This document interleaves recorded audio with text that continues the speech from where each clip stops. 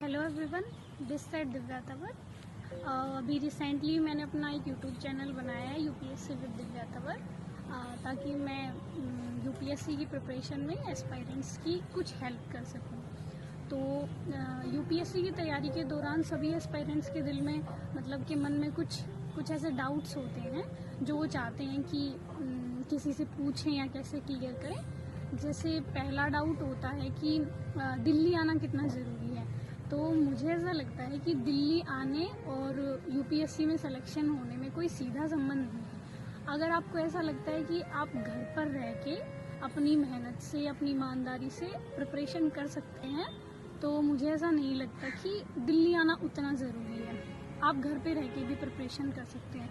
क्योंकि मैंने जब अपना पहला अटेम्प्ट दिया था तो मैं प्रीलिम्स जब मेरा क्लियर हो गया तो मैं प्रीलिम्स क्लियर करने के बाद दिल्ली आई थी मेंस की आंसर राइटिंग के लिए। तो आप प्रीलिम्स क्लियर करने के बाद भी यहाँ मेंस की आंसर राइटिंग के लिए आ सकते हैं, अगर आप कंफर्टेबल हैं, आपको ठीक लगे तो। और उसके बाद मेंस क्लियर हो जाए तो आप इंटरव्यू के लिए, मॉक इंटरव्यू के लिए आ सकते हैं। लेकिन ऐसे परमानेंटली यहाँ रहने के लिए आना उतना ज़रूरी नहीं है। अगर आप गांव में रह के, अपने घर पे रह के पढ़ाई करना चाहते हैं तो वो दैट इज़ गुड, मतलब वो ठीक है। अगर आप मेहनत से पढ़ेंगे तो यूपीएससी उससे भी क्लियर हो जाएगा। और जो दूसरा जो क्वेश्चन होता है बच्चों के दिल में, वो होता है कि कोचिंग लें या सेल्फ स्टडी करें। तो इसके बारे में मेरी सीधी सी राय ये है कि चूँकि मैंने कोचिंग नहीं ली थी तो मुझे कोचिंग के बारे में उतना सीधा नहीं पता है कि कोचिंग कितना % आपकी हेल्प कर पाएगी। लेकिन मुझे ऐसा लगता है कि अगर आप ईमानदारी से घर पे रह के भी विदाउट कोचिंग सेल्फ स्टडी करना चाहते हैं तो मुझे लगता है यूपीएससी की प्रिपरेशन आप कर सकते हैं। हाँ, इतना हो सकता है कि आप टेस्ट सीरीज़ ले लीजिए, आप मंथली मैगजीन्स ले लीजिए, वो आप दिल्ली से मंगवा लीजिए या दिल्ली आके ले जाइए। तो कोचिंग के लिए अगर आप अफोर्ड कर सकते हैं, आपको लगता है कि किसी टीचर की गाइडेंस की आपको ज़रूरत है, तो निसंदेह आप ज्वाइन कर सकते हैं। क्योंकि कोचिंग लेने से ये हो जाता है कि हमें थोड़ी एक डायरेक्शन मिल जाती है, आपके पास टीचर्स होते हैं आपके डाउट क्लियर करने के लिए। तो आपको लगता है शायद कि ज़्यादा इजी होगा, नो डाउट वो इजी होता होगा, लेकिन ऐसा नहीं है कि अगर आप कोचिंग नहीं लेंगे तो यूपीएससी नहीं होगा। तो इसलिए ये आपका अपना स्वविवेक है कि आपको कोचिंग लेनी है या नहीं लेनी है। दोनों चीज़ें सही हैं। अगर आप कोचिंग लेंगे तो वो ठीक है, पढ़ना आपको ही, अंततः पढ़ना आपको ही है, सेल्फ स्टडी आपको ही करनी है। टीचर पढ़ाएगा उसके बाद भी आपको ही रिवाइज करना है। तो आप अपने हिसाब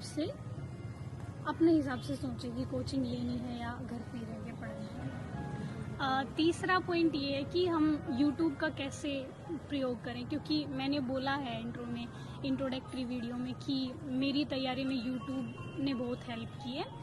तो YouTube का आप ऐसे हेल्प कर सकते हैं कि जैसे आप एनसीईआरटी पढ़ रहे हैं या आप कोई बुक पढ़ रहे हैं, तो उसमें जो टॉपिक आपको नहीं आ रहा है वो टॉपिक आप YouTube पे देखिए। किसी ने तो ज़रूर वो एक्सप्लेन कर रखा होगा, किसी भी टीचर ने। तो जिसका आपको सही लगे आप कोशिश करिए कि वहाँ से आप वो टॉपिक देख लें। मैंने तो 1-2 पूरे सब्जेक्ट YouTube से पढ़े थे, जैसे इन्वायरमेंट है और इकोलॉजी, थोड़ा इन्वायरमेंट एंड इकोलॉजी पढ़ा था। इसके अलावा इकोनॉमिक्स थोड़ा सा पढ़ा था मैंने।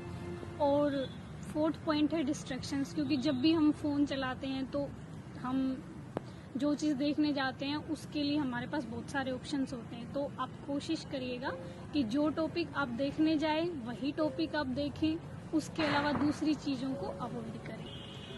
5th पॉइंट है कि जो मुझे लगता है सबसे ज़्यादा इम्पोर्टेंट है और बहुत सारे एस्पायरेंट्स पूछते हैं कि मैम स्ट्रेटजी बता दीजिए।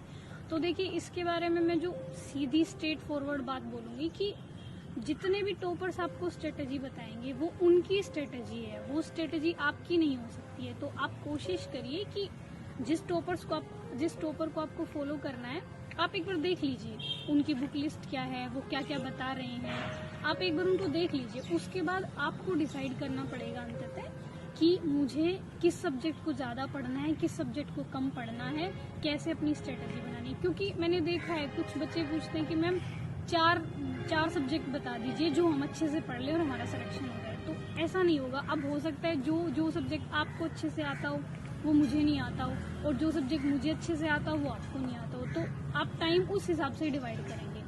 जो सब्जेक्ट मेन है वो सारे आपको अच्छे से कवर करने हैं। उसके बाद जो छोटे माइनर टॉपिक्स होते हैं उनको कोशिश करिए आप अपनी कन्वीनियंस के हिसाब से देखें कि इस टॉपिक पे मेरी पकड़ है तो मैं इसको थोड़ा कम टाइम दूँ, इस टॉपिक को मुझे ज़्यादा रिवाइज करना है, ज़्यादा टाइम देना है। तो आप अपनी स्ट्रेटजी अपने हिसाब से बनाइए कि आपका बैकग्राउंड क्या है, आपकी स्ट्रेंथ क्या है, आपकी वीकनेस क्या है। हाँ, आप देख लीजिए एक बार जो टॉपर आपको ठीक लगे या आपको जहाँ से भी जिस टीचर से सही गाइडेंस मिल पाए आप एक बार उनसे पूछिए।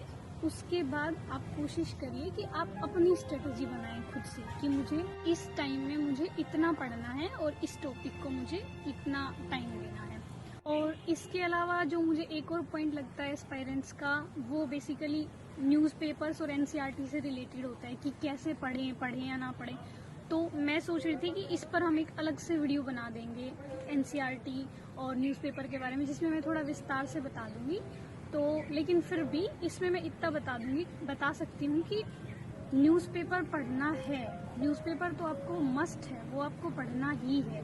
मतलब आप कोशिश करिए कि आप हिंदी का पढ़ लें। एक जैसे दैनिक जागरण सब प्रीफर करते हैं तो वो मैंने भी पढ़ा है इंटरव्यू के टाइम, तो दैनिक जागरण आप ले सकते हैं। और कोशिश करिए, मैंने हिंदू पढ़ा है लेकिन वैसे लोग इंडियन एक्सप्रेस भी प्रीफर करते हैं, तो आप इन दोनों में से कोई भी एक ले लीजिए न्यूज़पेपर।